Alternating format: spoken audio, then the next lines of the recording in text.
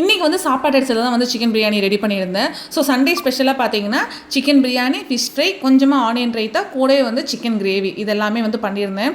எல்லாத்தோட டேஸ்ட்டுமே சூப்பராக இருந்தது. எனக்கு ரொம்பவே பிடிச்சது. எல்லா அம்மாக்களும் சரி, இல்லை எல்லா ஹவுஸ் ஒய்ஃபும் சரி சொல்கிற ஒரே விஷயம், நம்மளே டெய்லியும் சமைச்சு நம்மளே சாப்பிட்றதுக்கு கொஞ்சம் கஷ்டமாக தான் இருக்கும் அப்படின்னு சொல்லிட்டு, அது வந்து எனக்கு இன்றைக்கி தான் தெரிஞ்சுது. ஏன் அப்படின்னா 1 வீக்காக அம்மா வந்து ஊரில் இருக்காங்க.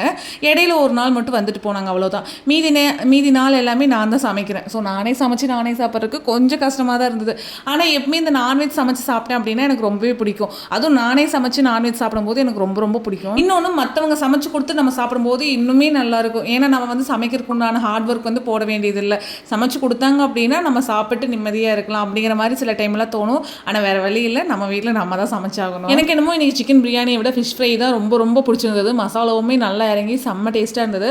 இது வந்து ஆத்து மீன் தான். எங்கள் ஊர் பக்கத்தில் ஆத்து மீனெல்லாம் பிடிச்சி விற்பாங்க. அங்கே தான் போய் வாங்கிட்டு வந்தாங்க. டேஸ்ட்டு செம்மையாக இருந்தது.